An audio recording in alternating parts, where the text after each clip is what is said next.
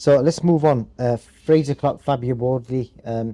Before we talk about the fight, I just want to mention the incident at the press conference, which some people made a big thing out of. I don't know if you saw. They were both talking in the press conference, and Fraser suddenly decided to get up and go across to shake Fabio's hand out of respect. Does that mean anything? Can we take anything from that? No, I think Fraser was trying to piss on his tree, because of what happened the last time, and Fraser needs to was trying to say, look, I'm the bigger man, don't underestimate me, I'm not intimidated by you, because there was a lot going on both sides. Fabio has that smugness about him when he talks to you, as though he knows something you don't, or he's smarter than you. He's very good at just creating that little bit of spite in you, whereas Fraser wanted to try and initially intimidate him before the fight. If it worked, it didn't work. Well, we saw what the result was. So I think you're making something. It's making something of nothing. I think both fighters really believed in themselves, trained really hard for it. We did the gloves are off fight the week before, and Fabio was very matter of fact. Fraser said, "I've never trained so hard in my life." So they put the heart and soul into it. Well, I think if you remember before that fight, I mean, I picked Fraser, to win that fight, but I said in the interview in the Zoom call that when you're boxing a champion, and the reference I used was Groves and Cole Froch, Frazer Clarke came very, very close to beating Fabio the first time, and generally, the champion adjusts and makes sure that it's the same result. And I gave Fraser a bit of credit, thinking, well, he's got a team. The only way he's going to beat this kid is to outbox him, be smart. It wasn't that he won the fight easily last time and he got robbed. It was a very, very close fight. Was it a draw? Yeah, it was a draw. So realistically, Fabio adjusted. He got that injury across his nose and thought, I can't be doing the rounds. I can't leave this to rounds. I'm more of a fighter than I'm a boxer. I can't leave it to chance. And he ran out and he jumped on Frazer Clarke and put the pressure on it and caught him, whether it was caught him cold or whatever he did. And he damaged him badly in that first round, because realistically, that's what he had to do. What Frazer Clarke had to do is think, right, I was lucky last time. I've got a lot of work to do. I've got to outbox this kid. I know exactly what he's bringing, and I've got to work around that. And he didn't.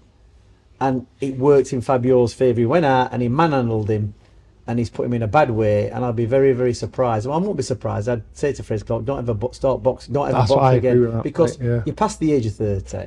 You've got your jaw broke. Do you understand? You had that was your chance.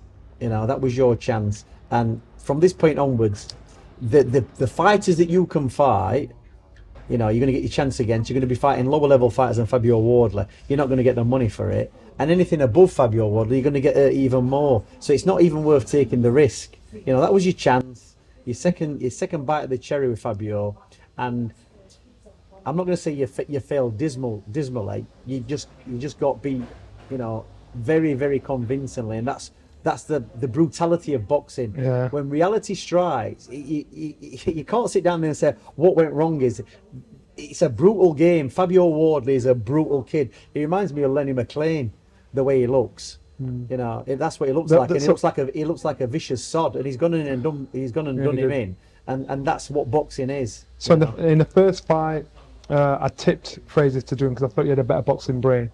After the first fight, I thought Fabio's just got something about him, and I like Fraser. I get on well with Fraser, and I hoped he'd win. When asked what I thought the result would be, I said I think Fabio's just got that little bit of something about him. I think Fabio's going to get the best of him. Never expected that. Came to the fight itself. Fabio, remember the weight of that Fraser came in at. He came in heavier than the last fight, and Fabio came in the smaller fighter but strong fighter. And when he hit Fraser, and Fraser went into the ropes. Now, people complain about whether the referee should have stopped the fight, let him get himself sorted out. The problem was Fraser turned around to say, let's fight. He should have milked it, stayed over the ropes, let make the referee push him back, get back to centre ring. He didn't. That's inexperience as a professional. Turned round, and Fabio took advantage of that. I'd never seen a knockout like that in my life. And maybe I'd prefer to see someone out cold than see a knockout like that.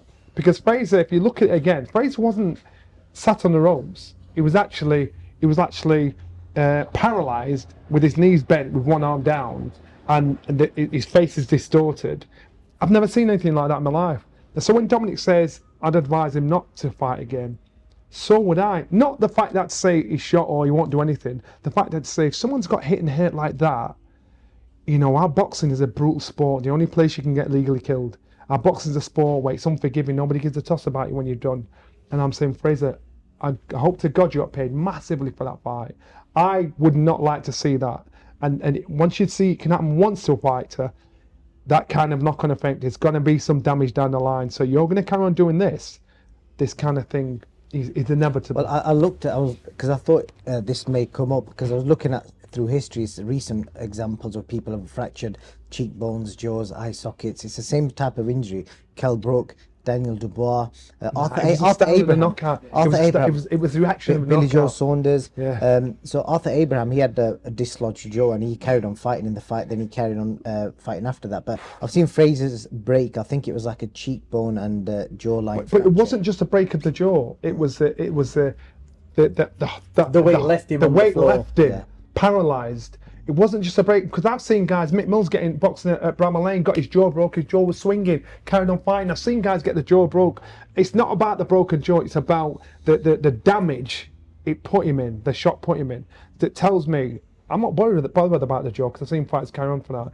It's what the after effects are going to be if you carry on getting fights, because you're going to get I it. think Ricky Burns got his jaw broke. Where is it, against Beltran or something like that? Yeah. He got his jaw Yeah. broke, and Yeah. he carried on boxing through it, and it wasn't until after the fight, because he got boxing skill. It didn't put him down on the floor. But when Fraser got hit with that, even when you get your jaw broke or you fracture your eye socket fractured like Kell did against Golovkin, which I think was about the second round, he carried on for another 3 or 4 rounds.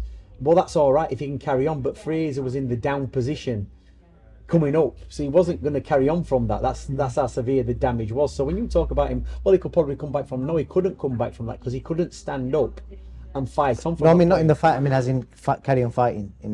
No, but I'm saying to you, but what I'm saying to you is that because he was left in that down position on the floor with his jaw broken, unable to get up, whereas Ricky Burns against Beltran could carry on fighting.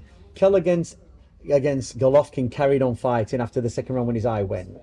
With Spence, he got his socket went, and he did another round. Then we pulled him out, but they were able to get on and continue, just and fight through it to that point. And there's been lots of fighters who finished a fight with a broken jaw, but when you can't get up from that shot, which is what Fraser didn't do, that shows you that how serious it is, and that's why he shouldn't carry on boxing after. So, you know, that kind of wraps that one up. He should, and the age he's at, 33, 34, he's not a spring chicken. His healing capabilities are a lot less, and the severity of that is something what's going to take a long time for him to get to recover from. It's not worth the risk. Well, he's younger than Usyk, AJ, Fury. But they've all boxed at a much higher level than him. One of the things he did say to me, because we was on the same flight back, he does intend to carry on. I think he's been told 10 weeks recovery time. The bones obviously grow back stronger. It's a scientific fact. So he plans to carry on. Oh, that's fine, but like I say, it's the writing's on the wall. Yeah, so I'm saying we can't. When nobody's in a position to retire, man, you're asking our opinion. And that's my opinion, that's Dominic's opinion, and that's just Put it this way, opinion. if it was one of my fighters, if it was one of my fighters, I'd just say, listen, pal, you want to pack up? That's what I'd say. Hopefully he takes that as motivation, because surely if he listen, things can motivate you. You can have all the motivation in the world, but if his body's not suitable for what's coming. Let's face it, Fabio Wardley is not a top heavyweight fighter. He's British title level at the minute, and if he was on the world scene, he wouldn't be right up there in the top, top 10 heavyweights, because there's better fighters. So you think where Frazer Clarke is and where he's got to get to, how much more money is he going to get for fighting? Is he going to get paid in his next fight? Is he going to get paid as well as he did against Fabio Wardley? No, he's not. So the risk to benefit ratio has massively changed. Yeah, it was worth having that fight over in Saudi, because hopefully he did get paid a lot of money for that fight, but he's not getting paid that money again. So what's the point of doing it? Do you know what I mean? There's no point in doing it. If you want to take that money, invest it, do something else. where he's a young fella. He's got plenty of time. So the damage you can take in boxing can shorten your life, dramatically. So why take the risk if you're not going to get that kind of? I'd be surprised if he gets 25% of what he got paid in Saudi. So you've got to weigh it up and think, well, is it worth the risk? And if he does win his next fight, is the benefit going to increase? Is he going to be back up to that big money again? Probably not. Not for a few years or some big wins. And has he got them big wins in him? Probably not. Let's see what happens, but I'm going to give a quick shout out to Turki Al Sheikh. I don't know if you guys know this or not. This is what Fraser told me. Apparently, obviously, he was quite disturbed with the ending of that fight. And I think before the fight, he went into both changing rooms, and Fraser Clarke gave Turkey's son a cap. And then obviously after the fight, he saw the knockout. Turkey apparently rang up the best surgeon in the country out of bed, made him go do the operation on Fraser Clarke, rather than getting like a national health service person doing it. The thing about boxing, you see, that's what should happen. It's like, look, the Boxing Board of Control get the funds coming in. They've got money going into the company. For me, boxing is a life-changing sport both ways. It can be the making of you, it can be the breaking of you. And unfortunately, there's a lot of casualties in this game that people, the boxing board, the promoters, everybody's making, fighters, they're all making money out of it. But when it comes to the injury and the damage, it's like, well, it's a bit like veterans in the army. They don't get looked after, and they should get looked after. All the money, all the profits that people are making, especially the Board of Control, should go towards looking after the fighters after they've been damaged. And fair play, they've got the money in Saudi. Fair play to him. It was a terrific one-round fight while it lasted. It entertained everybody, but there's a casualty at the end of it, and he's on the floor with his jaw smashed to bits. And there has been cases of, well, all right, Paul, that's down to you. But at least with him, they've took him to the best place and they've got him sorted, and that is very, very admirable. Admirable. To do that. Because hopefully that's made the difference, a massive difference to his recovery.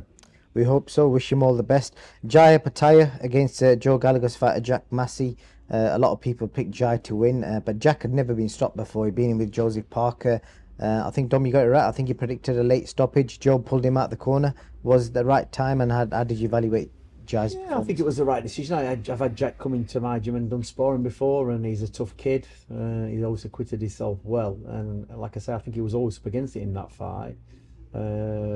And like I said, Joe Gallagher's an experienced coach. He's not stupid, and they went in there and he did what he got to do. And when it started getting to the point where it was getting all one-way traffic, Joe did the right thing. He saved his man to fight another day. I was in the studio with Chris Billen-Smith and Anthony Yard, and they went mad because Joe threw the towel in, and I just said, well, obviously Joe knows what his fighter's capable of, so he knows. Sometimes they said, yeah, but he was a chance for a world title. I understand that, but Joe knows what his fighters are capable of, so he knows when his fighter's in trouble. So he's making him live to fight another day. Unfortunately, sometimes fighters need to be saved from themselves. So it was youth. That's why these guys were talking the way they were talking. Correct. But Joe's not an idiot. Joe's a clever guy, and he's a compassionate guy. He's already got his mental scorecard going on in his head anyway. Yeah. So as far as he's concerned, I think he did the right thing. He threw the towel at the right time. Massey was getting worse. He was just starting to get chopped to pieces. And Opetaia,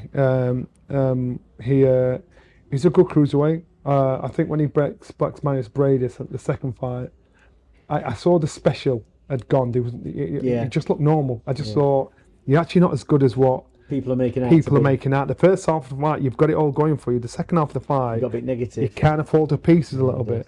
And so it's got to be the right fighter that's got stickability, boxing ability, and a bit of a brain to stick it out and then put it on him and make him work the same he does the second half of the fight, the first half of the fight.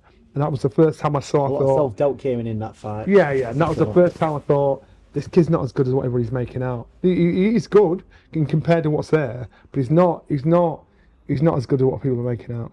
Jai Opetaia about. Mm-hmm. Well, I'm going to give Jai Opetaia's team a massive shout out because I didn't even know this, but we've got a big fan base of this podcast in Australia. A lot of my Jai Opetaia's team, they watch these religiously because pretty much everyone in his team's like, I've been watching them Dominic Ingle podcasts all the time. So yeah, Dom, put you in the spot. How good is Jai Opetaia? And He's got against CBS Ramirez, Yeah, is he the top dog or he's not? got potential, but it's like I say with him, it's a thing that a lot of fighters struggle with, and I've seen it, with a lot of fighters. He's got all the ability, and when he boxed Bradis that second time, who was an old man, very tough kid though, Bradis. Let's not forget that. And you've been out a while as well. He'd been out a while, and he got a lot of old man tricks, and Opetaia, I did see in that fight. Because obviously my nephew Lucas saying, "Oh, he's fantastic, this kid," and I'd never really watched him, and so I got this impression in my head that he was going to be unbelievable. Because I've got my nephew telling me how unbelievable he is, and I've never watched him, so I'm expecting this, fantastic performance. But as a trainer, I'm always looking at, the bad points and the negative bits about fighters and where the chinks in the armour are, and I could see the chinks in the armour with him.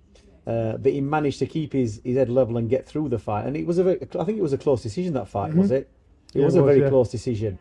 And you could just see in the second half of the fight when he started to tire a little bit and that, Lost his shape. Yeah, he lost his shape a little bit. Yeah. And once if he can work on that, It's interesting. Can I just tell you something on that point? Lost his shape. 'Cause I don't know if you know or not, but he for the last 4 fights prior to this one, he changed trainers. His dad basically trained him from day one. For this fight on the weekend, he was back with his dad. Yeah, And the reason he went back with his dad was because he lost his boxing skills. He said. well, that's the thing. But you've always got to remember when it comes to boxing, the book stops with the fighter, and that's it. And you've got to develop that skill no matter what. Like I always say about fighters, there's very few fighters in this world. I class Floyd Mayweather as one of them who could probably go in a big fight and corner himself. He could sit down on the stool and then jump out and pass himself his own gum shield in his water and have it, because that's what he is. Yeah. There's not many fighters who can do that. Golovkin would be another one. But there's very few fighters who could do that, because they do need somebody. But you've got to have at least that about you, that you can, you can when it comes on top, you can still hold your shape together no matter what's going on around you, and get through the fight. So at least he's recognised, where his flaw is, and it's his dad of his training. That's fine, and that will only come to light when he's in a harder fight. I wouldn't consider the Jack Massey as a massive test for him. It's a decent test, but when Opetaia has to then fight, the rest of the cruiserweights who are going to give him a fight, that's when there'll be the telling of that decision. So we'll have to wait and see.